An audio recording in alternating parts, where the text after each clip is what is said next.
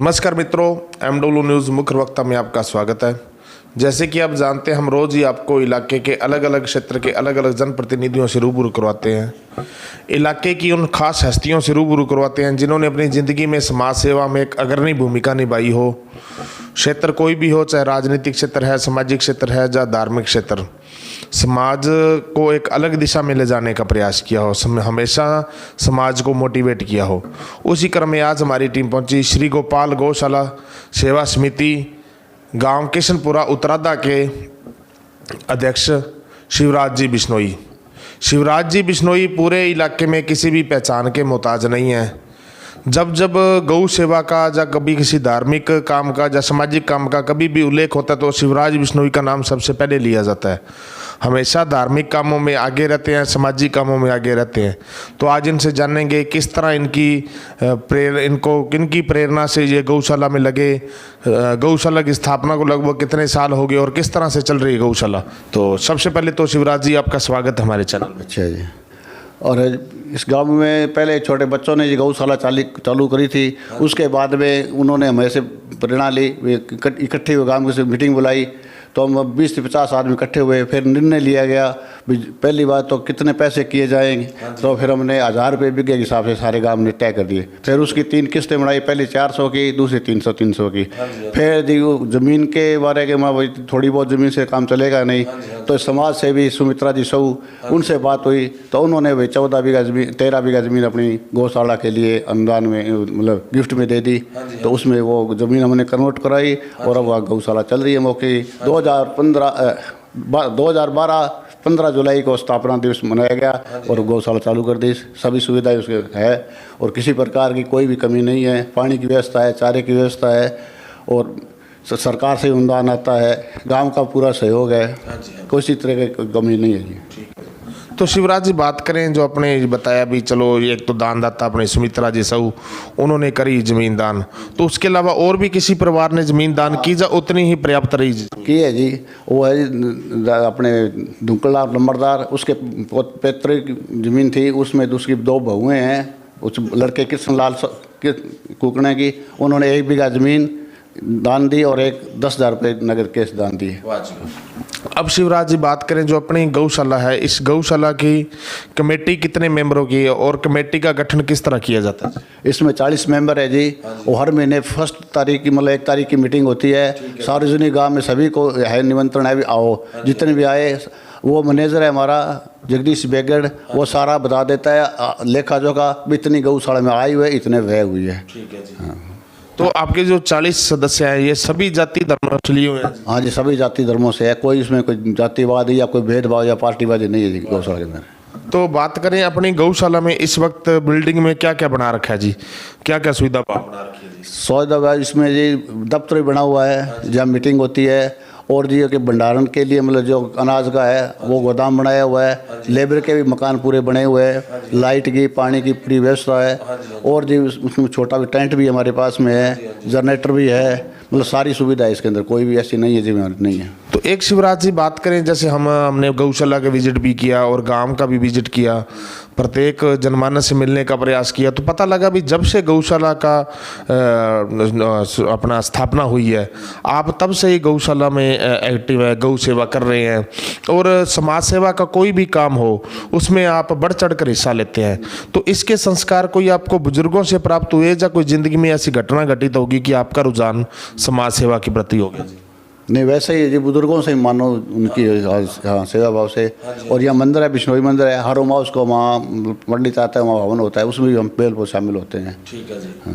तो बात करें अपने जो गौशाला में इस वक्त जो हम गए थे विजिट किया था, तो उस वक्त एक शेड बना हुआ है। आसपास की गौशाला में हमने कई जगह विजिट किया लेकिन कहीं भी RCC शेड नहीं बना हुआ। तो उस RCC जो शेड आपने बनाया उसकी आपके मन में कैसी है भी अपने शेड को RCC किया जाए? वो तो जी सारे गांव ने निर्णय लिया। फिर हम ऐसी चीज़ बनाए भी आने वाली पीढ़ी भी याद रखे भी एक ऐसा, उसको बहुत ज़बरदस्त बनाया गया है। फर्श भी लगाया गया है, खड़बंजा का है, ठाण भी अलग अलग उसके अंदर बने हुए हैं, सारी व्यवस्था है उसके अंदर। और वो शेड के क्या साइज क्या है जी उसका? वो है जी 1 बीघा तो चौड़ाई में लंबाई में है और 135 चौड़ाई में है। उसके पिलर लगे हुए हैं और फर्श भी लगे हुए हैं, पंखे अंदर लगे हुए हैं, लाइटें लगी हुई है। अजीत मतलब अटैच पानी की जो गड़ोइयाँ बनी हुई है पानी पीने के लिए, वो हम तीसरे चौथे दिन सफाई करवाते हैं, साफ पानी उसमें जाता है। और जो डिग्गी बनी है उसमें 5-5 लीटर की टंकी बनी है, वो बटन दबाते सीधे बाड़ों में अटैच पानी पहुँचता है उसमें। तो बात की जाए आपकी गौशाला में पानी की व्यवस्था के लिए क्या व्यवस्था बिठाई गई है? कोई पाइपलाइन ली गई है या कि जो आपकी 14 बीघे जमीन है उसी का पानी आप यूज़ कर रहे हैं, किस तरह? नहीं, हमने तो ऐसे हिसाब से मंजूर कराई सिंचाई विभाग से, वो नहर से 2 इंची लाइन पाइप की डालकर सीधी गौशाला की डिग्गी में आती है। 20x20 की डिग्गी बनी हुई है, वो जब चाहे हम वो बाल बंद करते हैं वहीं से बंद हो जाए पानी। और जब पानी कम होता है, अभी धारा चला है नहर के अंदर 10-20 क्यूसेक, तो हम उसके थोड़ा सा रुकावट करके पानी भर लेते, कोई एतराज़ नहीं है। इसके अलावा भी पानी नहीं मिलता है तो पास की डिग्गी उस टैंकरों से डलवा लेते हैं उसके अंदर। तो अब बात करें जैसे आपके जो गौशाला में इस वक्त कितने पशु हैं और छोटे बड़े दुधारू लगभग कितने पशु हैं? अब जी हमारे पास में पशु लगभग 450 हो गए। 80-85 पास छोटी बच्ची हैं, उनके अलग बाड़ा बना हुआ है। 5-10 गायें भी आई हुई है जो दूध प्राप्त होता है, जो लेबर को है, कुछ जहाँ काम करने वाले आदमी उनको। उसके अलावा जो बचता है वो हम बेच देते हैं, मुनीम बेच देता है। और जो बछड़े हैं या बछड़ी हैं वो जो अलग है उनको अलग रखा जा रहा है। और व्यवस्था सारी मतलब सही से चल रही है, बिल्कुल कोई कमी नहीं है उसके अंदर। तो आपकी जिस गौशाला में अकेले किशनपुरा उत्तरादा गांव के पशु लिए जाते हैं या आसपास के गांवों के पशु भी लिए जाते हैं? ये जी वैसे तो गांव के ही लिए जाते हैं, बाहर तो बहुत पशु हो जाते हैं हमारे पास, गांव के लिए जाते हैं। या कई बार ये तब संख्या कम हो रही है या कोई ज़्यादा गांव के अंदर भी पशु ज़्यादा हो रहे हैं तो हम उसको मजदूर लेबर है उनके साथ में जाकर हम पकड़ कर भी गौशाला में लाते हैं। तो बात करें अपने इस वक्त कितना का अनुदान साल का लगभग आपको मिल रहा है? अब जी 3 किस्तों में हमारे को 20 या 25 लाख रुपए मिलते हैं, जो हम उनको फिर कन्वर्ट कराते हैं खातों में। फिर उसमें फूस तूड़ी के है या जो कोई खलचूरी लाते हैं या लेबर का भुगतान उसी से करते हैं। तो साल की लगभग कितने की तूड़ी की आवश्यकता रहती होगी? तूड़ी 3500 कुंटल लगभग जी। 3500 क्विंटल। और 3500 क्विंटल आप मोल लेते हैं या दान भी हो जाती है? उसमें दान भी आती है, कुछ वो हम लोग बांट देते हैं। जैसे भी 2 बीघा हमने तूड़ी बनाने की दे दिया तो वो हम उस बुनाई की मशीन की देते हैं, वो अपना ट्रैक्टर जाकर ले आते हैं उसे। हाँ जी, हाँ जी। उसी से पूर्ति करते हैं वो। ठीक है जी। तो बिश्नोई जी अब बात करें जैसे युवा वर्ग की, आपके गांव का जो युवा वर्ग है वो कितना का गौशाला में पहुंचता है? और पिछले कुछ समय में देखा जाए तो अपने पंजाब टच के कारण नशे का बोलबाला हो चुका है, तो अपने गांव का युवा नशे से कितना का दूर है और गौशाला में किस तरह कितनी की सेवा देते हैं? गौशाला में जी 10-20 आदमी तो बच्चे हैं वो आते सेवा देते ही है। हाँ जी, हाँ जी। और ये नशे का है ये तो अब आप क्या बताइए इसको, मेडिकलों पर लोग जाते हैं, बाहर के भी आ जाते हैं, ले जाते हैं। उस कुल मिला कर देते गाँव में इतना नशा है नहीं जिसे सोचते हैं या देखते हैं लोग दूसरों गाँव में। ठीक है, वैसे कुल मिला के काफ़ी हद तक बचाव है जिसका।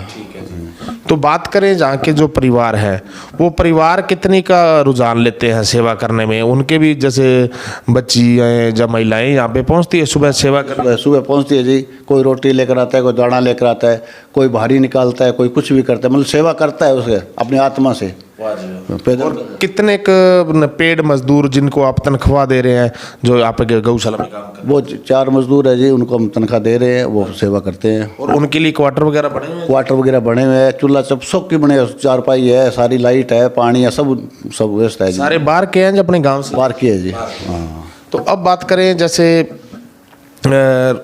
आपकी गौशाला को कभी किसी MP से या MLA से कभी कोई सहयोग मिला आज तक? हाँ जी मिला। पहले बीजेपी के कृष्ण कौड़ा था, उन्होंने एक बिल्डिंग बनाई है, अपने नाम से नेम प्लेट लगी है। उसके बाद में सांसद जो तो नहीं रहे, अब उनके नाम से सेवा चालू है, वो सेट बन रहा है, 10 लाख रुपए दिए है।